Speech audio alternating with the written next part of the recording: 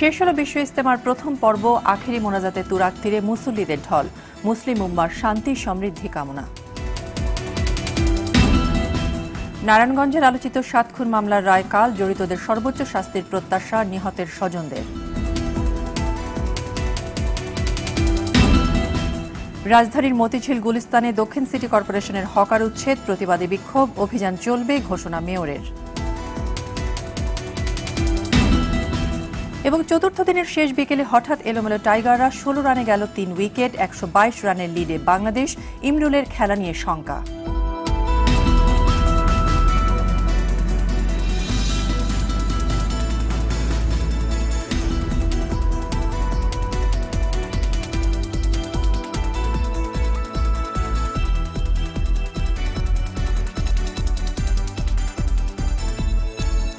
আসসালামু আলাইকুম, স্বাগত RTVর সন্ধ্যার সংবাদে। শুনছিলেন মার্কেন্টাইল ব্যাংক শিরোনাম।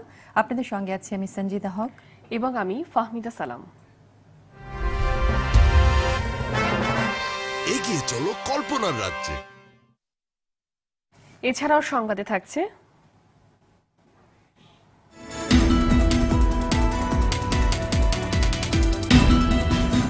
রাজধানীর মাঠ দখল নিয়ে ধারাবাহিক রিপোর্টের দ্বিতীয় পর্ব।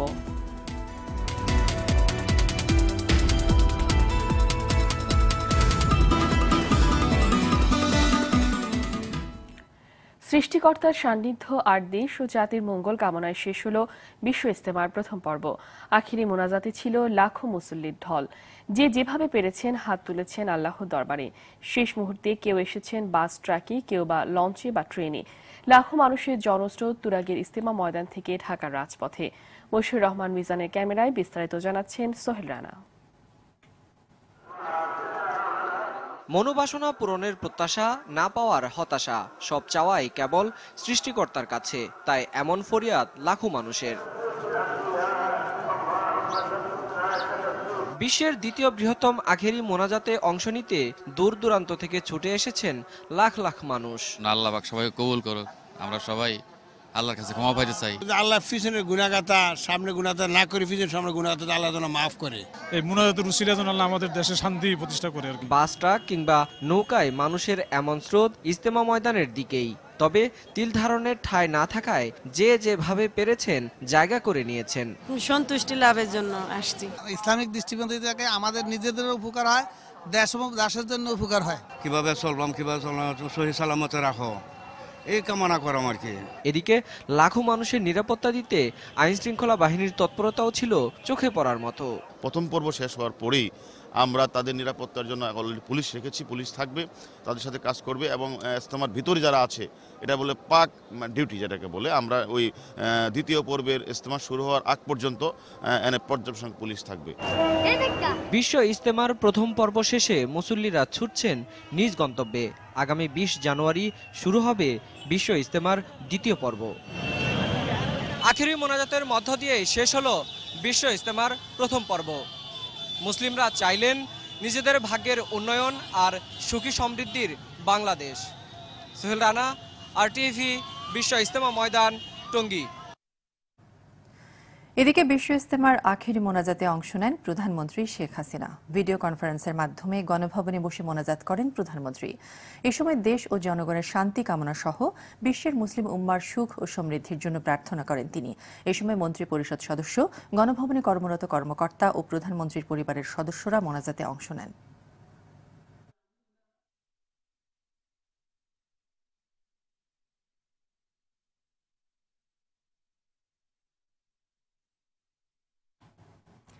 রাষ্ট্রপক্ষের আইনজীবীরা জানিয়েছে তারা অপরাধীদের দোষ প্রমাণ করতে পেরেছেন।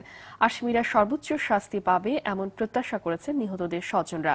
নারায়ণগঞ্জ প্রতিনিধি সাধাত হোসেনের স্বপনের তথ্যচিত্রে রকিব মানিকের রিপোর্ট। প্রায় ৩ বছর পর নারায়ণগঞ্জের চাঞ্চল্যকর ৭ খুনের মামলার রায় হতে যাচ্ছে সোমবার। বাদীপক্ষ ও আসামিপক্ষের সাক্ষীদের সাক্ষ্য প্রমাণ, আইনজীবীদের যুক্তিতর্ক উপস্থাপন শেষে আদালত ১৬ জানুয়ারি মামলার রায়ের দিন ধার্য করেন। নিহত নজরুল ইসলামের স্ত্রী সেলিনা ইসলাম বিউটি ও নিহত আইনজীবী চন্দন সরকারের জামাতা বাদী হয়ে ২টি মামলা করেন। এর প্রেক্ষিতে পুলিশ তদন্ত শেষে নূর হোসেন ও র্যাবের কর্মকর্তা lieutenant colonel Tareq Sayeed, lieutenant commander MM Rana, major Arif সহ 35 আসামির বিরুদ্ধে চার্জশিট দেন। এর মধ্যে 23 আসামির গ্রেফতার রয়েছে, তাদের উপস্থিতিতে চলে বিচার কাজ। নিহতদের পরিবারের প্রত্যাশা, আলোচিত এই হত্যাকাণ্ডের সাথে জড়িতদের সর্বোচ্চ সাজা হবে এবং ন্যায় বিচার যাতে হোক, আর কারোর মা সন্তান যেন এইভাবে না হারায়। 7 ফ্যামিলি পরিবার যেন একটু সান্ত্বনা নিয়ে মরতে পারে যে না এই হত্যার বিচার হয়েছে।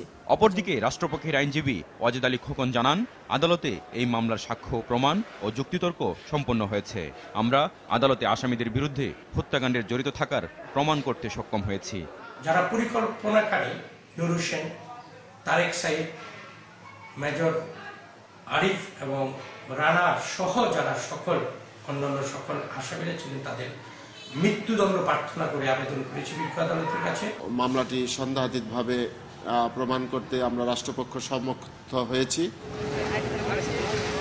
2014 সালের 27 এপ্রিল নারায়ণগঞ্জের লিং রোড এলাকা থেকে প্যানেল মেয়র নজরুল ইসলাম, আইনজীবী চন্দন সরকার সহ 7 জনকে অপহরণ করে। এর 3 দিন পর শীতলক্ষ্যা নদী থেকে 7 জনের লাশ উদ্ধার করে পুলিশ। রকিব মানিক, RTV। সরকারকে 5 ফেব্রুয়ারির মধ্যে নিম্ন আদালতের বিচারকদের চাকরির শৃঙ্খলা সংক্রান্ত বিধিমালা গেজেট আকারে প্রকাশ করতে বলেছে আপিল বিভাগ। অ্যাটর্নি জেনারেলের 1 মাসের সময় আবেদনের প্রেক্ষিতে প্রধান বিচারপতির নেতৃত্বাধীন পূর্ণাঙ্গ বেঞ্চ এর নতুন সময়সীমা বেঁধে দেন। এদিকে নারায়ণগঞ্জের 7 খুনের মামলায় আসামিদের দৃষ্টান্তমূলক শাস্তি হওয়া উচিত বলে মন্তব্য করেছেন অ্যাটর্নি জেনারেল। খান আলামিনের রিপোর্ট। বিচার বিভাগীয় কর্মকর্তাদের জন্য আলাদা আচরণ বিধিমালা, শৃঙ্খলা বিধিমালা ও বাংলাদেশ জুডিশিয়াল সার্ভিস বিধিমালা 2007 সংশোধন করে সুপ্রিম কোর্টের প্রস্তাবিত খসড়া গেজেটে প্রকাশ করার প্রয়োজনীয়তা নেই মর্মে গেল বছরের 12 ডিসেম্বর সিদ্ধান্ত দিয়েছিলেন রাষ্ট্রপতি। ওই দিনই রাষ্ট্রপতিকে ভুল বোঝানো হয়েছে উল্লেখ করে বিষয়টি 15 জানুয়ারির মধ্যে গেজেটে প্রকাশের জন্য সময় বেঁধে দেয় সর্বোচ্চ আদালত। শেষ দিনে এসে অ্যাটর্নি জেনারেল আবারও সময় বাড়ানোর আবেদন করেন। আদালতের কাছে আমি আরও 4 সপ্তাহ সময় চেয়েছিলাম, আদালত 3 সপ্তাহ সময় দিয়েছেন। পরে অ্যাটর্নি জেনারেল জানান, আদালত ও মন্ত্রণালয়ের মধ্যে সমঝোতার জন্যই সময় বাড়ানোর আবেদন করা হয়েছে। এখানে পার্থক্যটা হলো যে সুপ্রিম কোর্ট যেভাবে চান সেইভাবে কতটা মন্ত্রণালয় এই ব্যাপারে একটা সমঝোতার প্রশ্ন এখানে দাঁড়িয়েছে। আমি মনে করি এই সমঝোতাটা হয়ে গেলেই আমার মনে হয় সমস্যার সমাধান হতে পারে। সোমবার নারায়ণগঞ্জ আদালতে ঘোষণা করা হবে আলোচিত 7 খুন মামলার রায়। এ প্রসঙ্গে অ্যাটর্নি জেনারেল বলেন, আর সবার মতো তারও আশা দৃষ্টান্তমূলক রায় হবে। হত্যাকাণ্ডের সাথে যারা জড়িত আছে তাদের কাজ হলো মানুষের জানমাল রক্ষা করা। তারাই যদি কোনো রকম এই অপরাধের সাথে জড়িত হয়ে যান, সে অপরাধ ক্ষমার অযোগ্য। অন্যান্য সমস্ত সাধারণ ব্যক্তিরা যেরকম প্রত্যাশা করেন, আমিও সেরকম প্রত্যাশা করে এই একটি বিচারের আশায় অপেক্ষা করছি। এদিকে রাজধানীর কামরাঙ্গীরচরে খুনি সন্দেহে গ্রেপ্তার 2 শিশুকে 29 জানুয়ারি হাইকোর্টে হাজির করার নির্দেশ দিয়েছেন বিচারপতি কাজী রেজাউল হক ও বিচারপতি মাহমুদুল্লাহর ডিভিশন বেঞ্চ। খান আলামিন, RTV, ঢাকা। গাইবান্ধার সুন্দরগঞ্জে এমপি মঞ্জুরুল ইসলাম লিটন হত্যা মামলায় ঢাকা থেকে গ্রেফতার আশরাফুল ইসলাম ও জহুরুল ইসলামের 2 দিনের রিমান্ড মঞ্জুর করেছেন আদালত। সকালে গাইবান্ধার অতিরিক্ত চিফ জুডিশিয়াল ম্যাজিস্ট্রেট আদালতে তাদের হাজির করে মামলার তদন্তকারী কর্মকর্তা 7 দিনের রিমান্ড আবেদন করেন। শুনানি শেষে বিচারক মইনুল হাসান ইউসুফ তাদের 2 দিন করে রিমান্ড মঞ্জুর করেন। এর আগে র্যাব সদস্যরা বৃহস্পতিবার ঢাকার বাড্ডা থেকে তাদেরকে গ্রেফতার করে।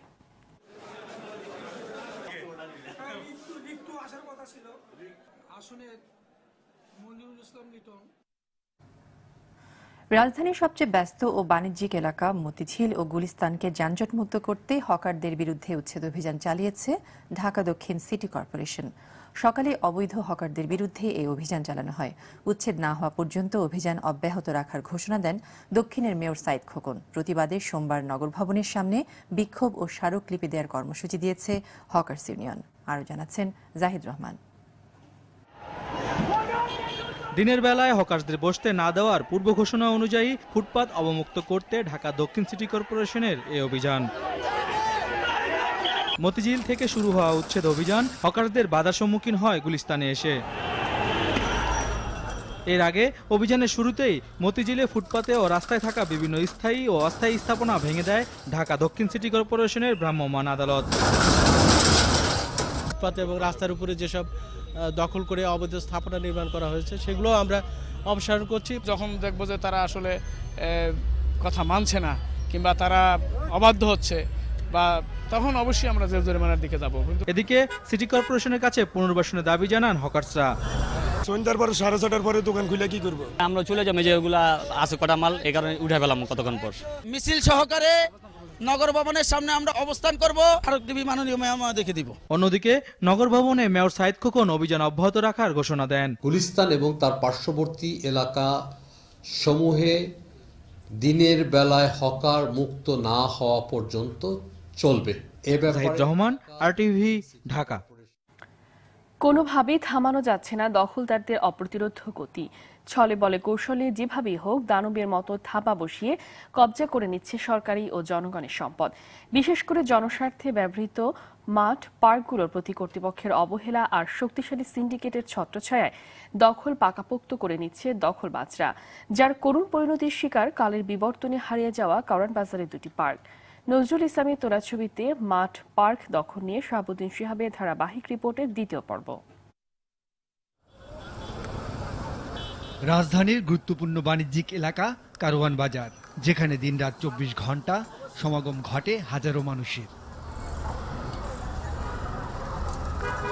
বিষয়টি রূপকথার মতো শোনালেও বাস্তবতা হলো এখানে একসময় দুটি পার্ক ছিল, যেখানে ক্রেতা বিক্রেতা, পথচারী, অফিসকর্মী সহ আশপাশের এলাকার অনেকেই বুক ভরে নিঃশ্বাস নিতেন। কিন্তু অর্থলোভীদের করাল গ্রাসে সেই পার্ক দুটি আজ ইতিহাসের পাতায়। আমি যে ধ্বংসস্তূপের উপর দাঁড়িয়ে আছি, এটি আসলে একটি দোতলা ভবন ছিল। গেল কয়েক মাস আগে সিটি কর্পোরেশন এই ভবনটি ভেঙে দেয়। এদিকে দেখা যাচ্ছে যে সিটি কর্পোরেশনের অসংখ্য গাড়ি এবং যে খোলা জায়গাটি রয়েছে, এখানেও ছিল অসংখ্য দোকানপাট এবং এই দোকানপাটগুলো ছিল অবৈধ দখলদারদের।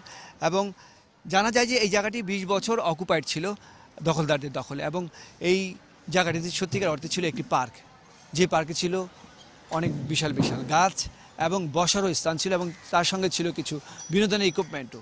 কিন্তু অনেক বছর আগেই সেই পার্ক বিলীন হয়ে গেছে, আর এই পার্কটির হাল দেখি বোঝা যায় এই দেশের পার্ক এবং মাঠগুলোর দশা। পরে আস্তে আস্তে পরে বাড়ি ঘরে করি বাড়ি ঘরে কথা ভাঙার পরে শুরু করা মাঠকে একা বাজার করে এটা ছিল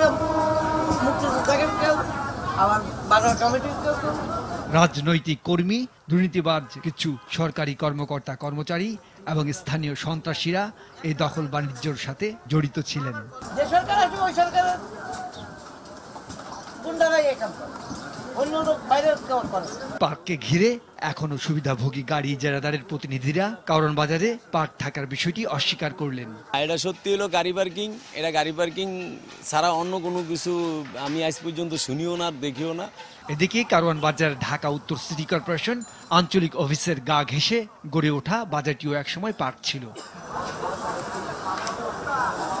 সবুজে ঘেরা পার্ক ও মাঠ আবার ফেরত চাইলেন কালের সাক্ষী এই ব্যবসায়ী। মাঠ তো অবশ্যই দরকার আছে, এলাকা যখন আছে, ছেলে ফেলে আছে, খোলাপানের খেলাধুলার ইয়ে তো অবশ্যই দরকার আছে। তবে সিটি কর্পোরেশন আবার সিদ্ধান্ত গ্রহণ করেছে ব্যবসায়ীদের উন্নত পুনর্বাসনের মাধ্যমে পার্কগুলো উদ্ধার করে এখানে নতুন কিছু এমন কিছু করা হবে যেন শিশুদের খেলাধুলার সুযোগ থাকে, একই সাথে আধুনিক মার্কেটও নির্মাণ করা যায়। পার্ক সহ পুরো কারওয়ান বাজার এলাকা উদ্ধার করে সুদূর প্রসারী পরিকল্পনার কথা জানালেন ঢাকা উত্তর সিটি কর্পোরেশনের প্রধান নির্বাহী কর্মকর্তা।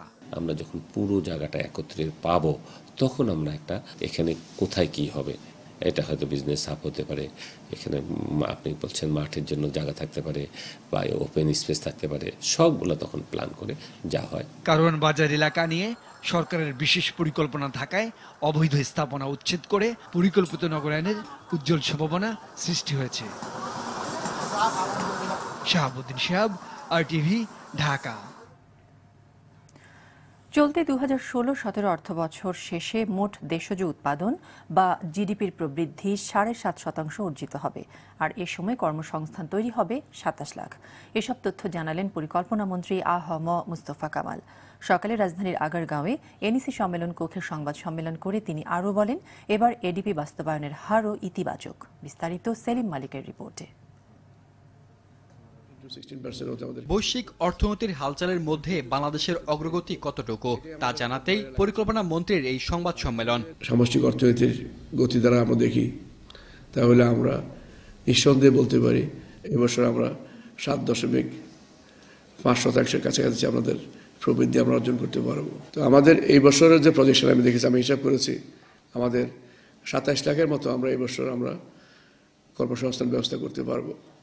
এই 27 লাখের মাঝে আমাদের বিদ্যমান যেগুলো আছে এগুলো আরো কিছু নতুন কারখানা হচ্ছে।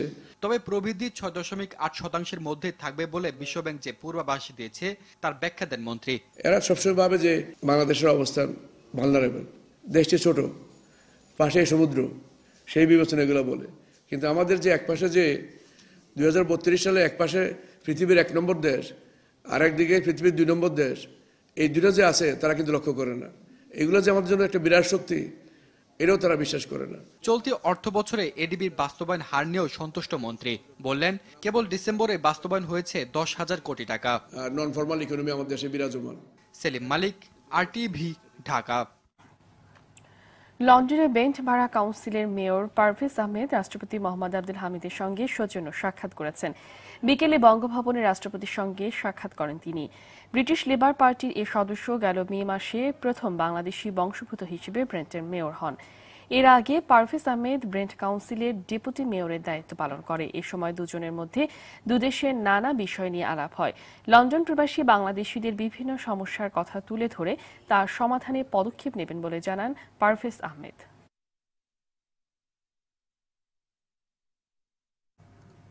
বাংলাদেশ নিউজিল্যান্ড টেস্ট সিরিজ প্রসঙ্গ। কিবিদের বিপক্ষে চতুর্থ দিনে 3 উইকেটে 66 রান সংগ্রহ করে দিন শেষে বাংলাদেশের লিড দাঁড়িয়েছে 122 রানে। রান নিতে গিয়ে কোমরে আঘাত পেয়ে মাঠ ছাড়েন ইমরুল কায়েস। এর আগে প্রথম ইনিংসে নিউজিল্যান্ড 539 রানে অল আউট হয়। সাইকুল ইসলাম উজ্জ্বলের রিপোর্ট। সফরকারী মুশফিক বাহিনী স্বাগতিকদের থেকে 56 রান এগিয়ে থেকে চতুর্থ দিনের দ্বিতীয় ইনিংসের ব্যাটিং শুরু করেন। শুরুটা ভালোই ছিল, কিন্তু 13তম ওভারে রান নিতে গিয়ে আঘাত পেয়ে মাঠ ছাড়েন ইমরুল কায়েস। মাঠ ছাড়ার আগে 38 বলে 2-4 আর 1 ছক্কায় সংগ্রহ 24 রান।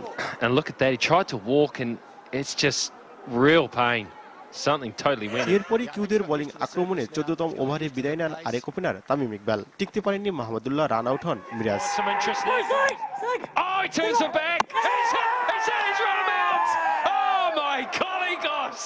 এর মধ্যে দিন শেষে বাংলাদেশের সংগ্রহ দাঁড়ায় 3 উইকেটে 66 রান। এর আগে নিউজিল্যান্ডের তৃতীয় দিনের 3 উইকেটে 292 রান নিয়ে ব্যাটিং নেমে জুটি ভাঙেন 55 রানে। 53 রান করে সাকিবের শিকার হন হেনরি।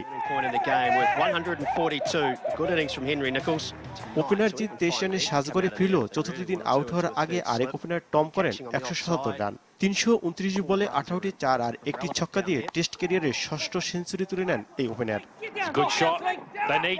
এর মধ্যে নিউজিল্যান্ডের সব কয়টি উইকেটে হারিয়ে 148 ওভার 2 বল খেলে 539 রান সংগ্রহ করেন।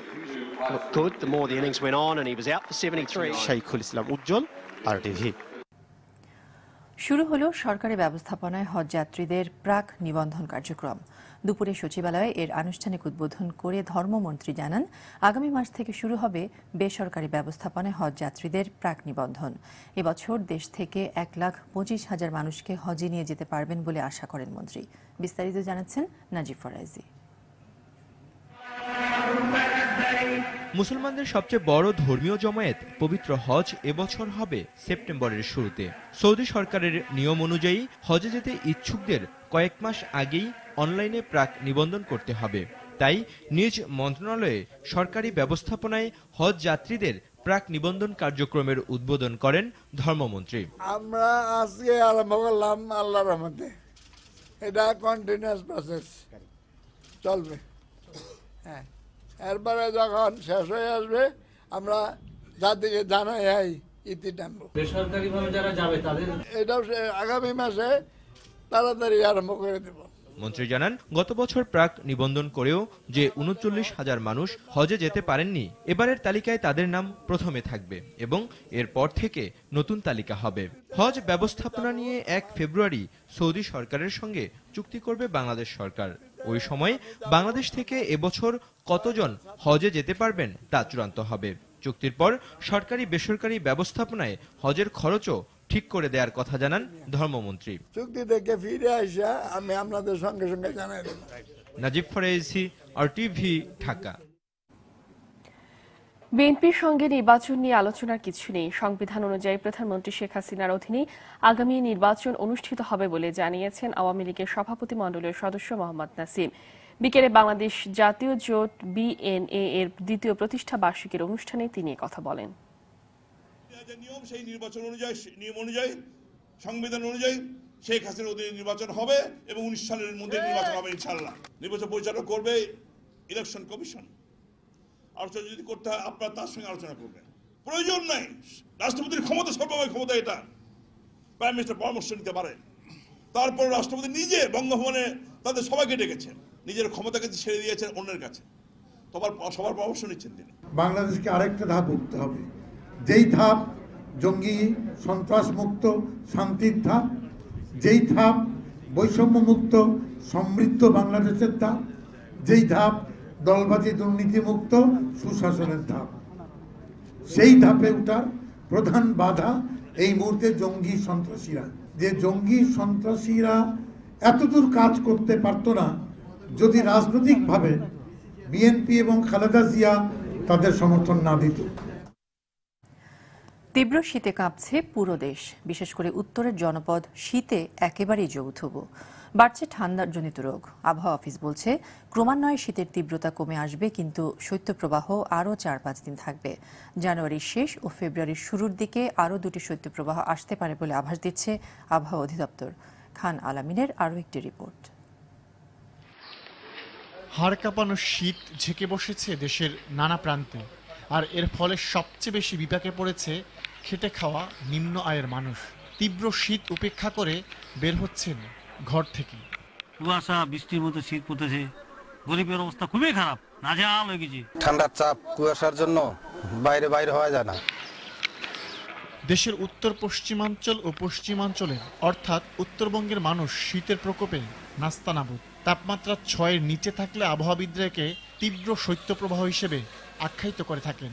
উত্তরবঙ্গের রাজারহাট, তেঁতুলিয়ার মতো জায়গায় যেটা 5 ডিগ্রি সেলসিয়াস। রাজশাহী, রংপুর, দিনাজপুর সহ বেশ কয়েকটি জেলার তাপমাত্রা এখন 6-এর নিচে নেমে এসেছে। এর ফলে ছড়িয়ে পড়ছে শীতজনিত নানা রোগবালাই। হাসপাতালে বেড়েছে নিউমোনিয়া, হাঁপানি সহ বিভিন্ন রোগীর সংখ্যা। আবহাওয়া অধিদপ্তর বলছে 3 দিন আগে থেকেই দেশের নানা প্রান্তে মৃদু কিংবা মাঝারি ও তীব্র শৈত্যপ্রবাহ শুরু হয়েছে। আরো কয়েকদিন এই প্রবাহ অব্যাহত থাকবে, তবে তাপমাত্রা ক্রমান্বয়ে বাড়বে। শৈত্যপ্রবাহের যে অবস্থা, এটা আরো 2-3 দিন বা 4 দিন পর্যন্ত কন্টিনিউ করবে, কারণ যেখানে 5 ডিগ্রি নেমে গেছে সেখানে যদি আমি মৃদু তাপমাত্রাও বলি, মানে মৃদু শৈত্যপ্রবাহ বলি, সেটাও 10 ডিগ্রি তাপমাত্রা, অর্থাৎ মোটামুটি ওই রকম পর্যায়ে আসতে গেলে আরো 2-3 দিন সময় লাগবে আর কি। তবে কালকেও যে এই অবস্থা থাকবে তারা কিছুটা হয়তো সামান্য তাপমাত্রা রাইজ করতে পারে, কিন্তু শৈত্যপ্রবাহ অবস্থা কালকেও বিরাজ করবে। সাধারণত প্রতি বছর 2 থেকে 3টি শৈত্যপ্রবাহ বয়ে যায় এদেশের উপর দিয়ে। সেই অভিজ্ঞতা থেকে অধিদপ্তরের আশঙ্কা চলতি মাসের শেষ দিকে এবং ফেব্রুয়ারি মাসের শুরুর দিকে আরও 2টি শৈত্যপ্রবাহ হতে পারে। খান আলামিন, RTV, ঢাকা। মাদারীপুরের কাউড়াকান্দি ফেরিঘাট কাঁঠালবাড়িতে স্থানান্তর করলেন নৌপরিবহন মন্ত্রী শাহজাহান খান। দুপুরে মাদারীপুরের শিবচর উপজেলার কাঁঠালবাড়ি ফেরিঘাট উদ্বোধন শেষে নৌপরিবহন মন্ত্রী বলেন, এই ফেরিঘাট কাঁঠালবাড়িতে স্থানান্তরের ফলে অনেক যানবাহন পার্কিং করতে পারবে, এতে ঘাট এলাকায় কোনো যানজট থাকবে না। এই সময় মন্ত্রী বলেন, প্রধানমন্ত্রী শেখ হাসিনা যে উন্নয়নের গতি সৃষ্টি করেছেন তারই মাইলফলক হিসেবে এই কাঁঠালবাড়ি ফেরিঘাট। এখানে ফেরির স্বল্পতা, নাব্যতা সংকট সহ নানা সমস্যায় জর্জরিত লক্ষ্মীপুরের মজু চৌধুরীর হাট ফেরিঘাট। এতে বিঘ্ন হচ্ছে লক্ষ্মীপুর ভোলা রুটে নৌ চলাচল। ফেরি না পেয়ে ঘণ্টার পর ঘণ্টা আটকে থাকে বিভিন্ন যানবাহন। এতে চরম দুর্ভোগে পড়েছেন এই রুটে পরিবহন শ্রমিক ও সাধারণ যাত্রীরা। সমস্যা সমাধানের কাজ চলছে বলে জানিয়েছে BIWTC।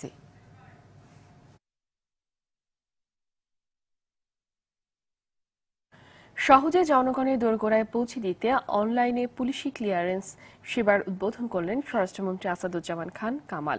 বিকেলে রাজারবাগ পুলিশ টেলিকম অডিটোরিয়ামে নতুন এ সেবার উদ্বোধন করেন মন্ত্রী।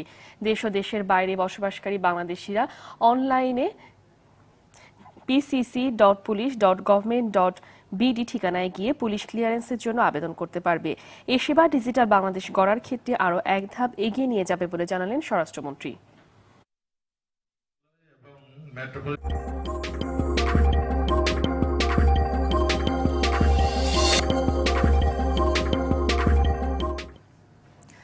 আনুষ্ঠানিকভাবে বাজারজাত শুরু করল সেনা কল্যাণ সংস্থার সেনা সিমেন্ট এবং সেনা এলপিজি। সকালে মংলা বন্দরে পণ্য দুটির উদ্বোধন করেন সেনাবাহিনী প্রধান জেনারেল আবু বেলাল মোহাম্মদ শফিউল হক। এ সময় সেনাপ্রধান বলেন, সেনা কল্যাণের এই দুটি প্রতিষ্ঠান সহ অন্যান্য সকল প্রকল্প সশস্ত্র বাহিনীর কল্যাণে যেমন ভূমিকা রাখবে, তেমনি দেশের অর্থনীতি ও মানুষের কর্মসংস্থানেও অবদান রাখবে।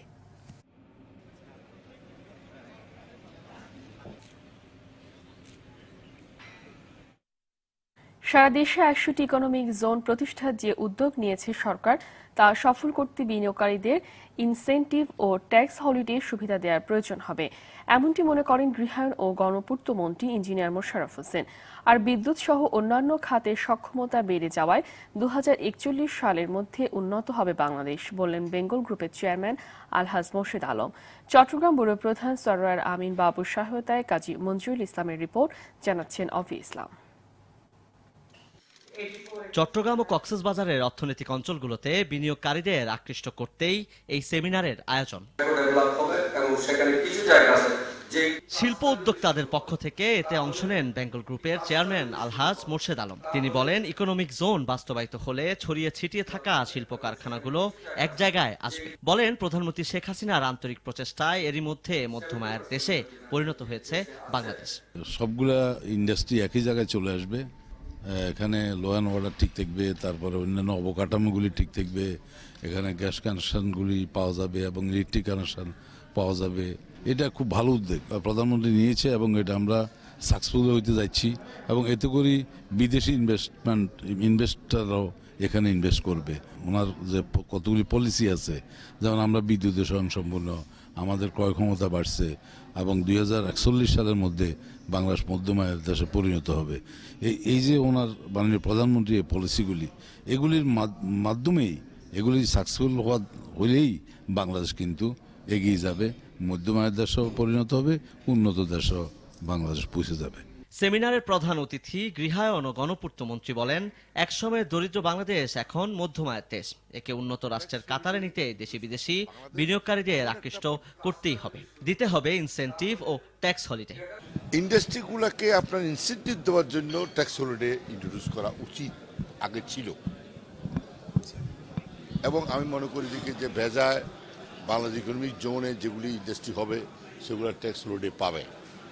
তো যদি বাংলাদেশ ইকোনমিক জোনে ট্যাক্স হলিডে পায়, তাহলে অন্যান্য এলাকা তো ট্যাক্স হলিডে পাওয়া উচিত। 100টি অর্থনৈতিক অঞ্চল পুরোপুরি চালু হলে কমপক্ষে 1 কোটি লোকের কর্মসংস্থান হবে বলে সেমিনারে জানানো হয়।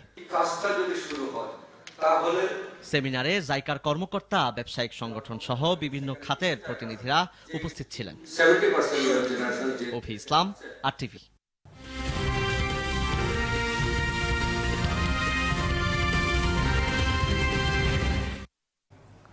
ন্যাশনাল লাইফ ইন্স্যুরেন্স আন্তর্জাতিক সংবাদ। মিয়ানমারের রাখাইন রাজ্যে রোহিঙ্গা মুসলমানদের উপর দেশটির সেনাবাহিনী নির্যাতন ও নিপীড়নের তদন্ত করতে 12 দিনের সফরে শুক্রবার সেখানে পৌঁছেছেন জাতিসংঘের মানবাধিকার বিষয়ক বিশেষ দূত ইয়াংগিলি। এরই মধ্যে প্রায় 4000 মুসলমান রোহিঙ্গা বসবাস করেন এমন একটি এলাকা পরিদর্শন করেছেন তিনি। তবে ইয়াংগিলি এই সফর নিয়ে হতাশার কথা জানিয়েছে সেখানকার বাসিন্দারা।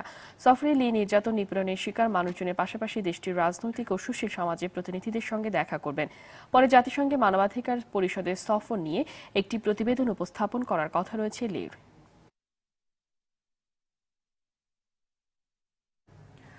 ভোটাধিকার ও ন্যায়বিচার রক্ষার দাবি জানিয়ে নির্বাচিত প্রেসিডেন্ট ডোনাল্ড ট্রাম্পের বিরুদ্ধে বিক্ষোভে নেমেছেন মার্কিন নাগরিক অধিকার কর্মীরা।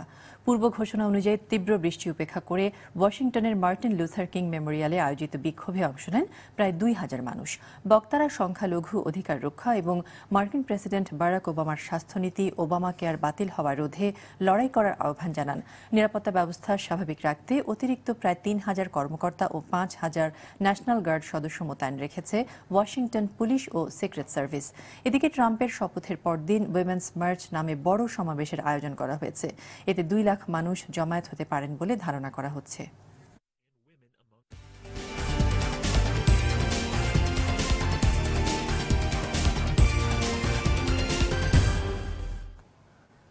ক্লেবন খেলার সংবাদ। স্প্যানিশ লা লিগায় লাস পালমাসকে ৫-০ গোলে উড়িয়ে দিয়েছে বার্সেলোনা।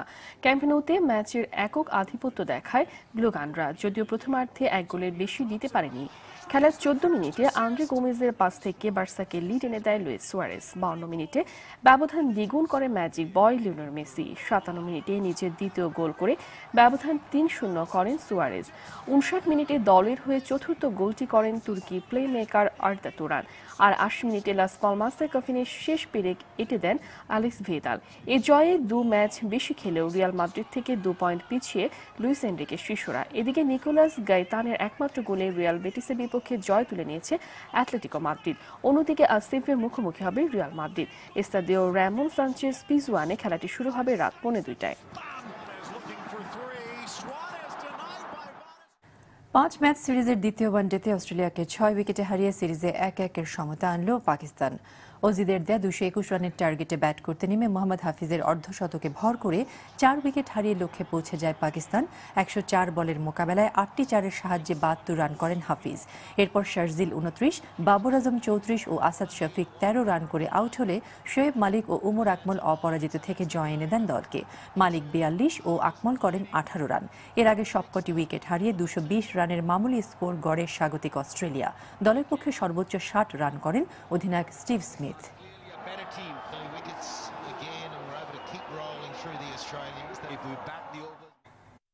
সন্ধ্যা সংবাদ শেষ করার আগে মার্কেন্টাইল ব্যাংক শিরোনামগুলো আরও একবার।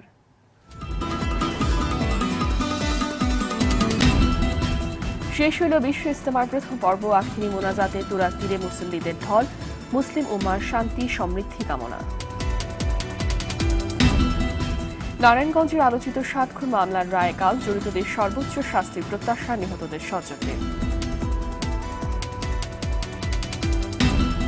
রাজধানীর মতিঝিল গুলিস্তানে ঢাকা দক্ষিণ সিটি কর্পোরেশনের হকার উচ্ছেদ প্রতিবাদে বিক্ষোভ অভিযান চলবে ঘোষণা মেয়রের। এবং চতুর্থ দিনের শেষ বিকেলে হঠাৎ এলোমেলো জায়গাটা। ১৬ রানে গেল ৩ উইকেট। ১২২ রানের লিডে বাংলাদেশ। ইমরুলের খেলা নিয়ে শঙ্কা। সন্ধ্যার সংবাদ এই পর্যন্তই। আর টিভির সর্বশেষ সংবাদ জানতে যে কোনো মোবাইল থেকে 414 নাম্বারে ডায়াল করুন। আর মোবাইল ফোনে সংবাদ দেখতে অ্যাপ স্টোর, গুগল প্লে এবং স্টোর থেকে ডাউনলোড করুন RTV অ্যাপস। আর তাৎক্ষণিক বিনোদন সংবাদ জানতে বিশ্বের যে কোনো প্রান্ত থেকে ভিজিট করুন www.rtvonline.com। ধন্যবাদ সবাইকে। ধন্যবাদ।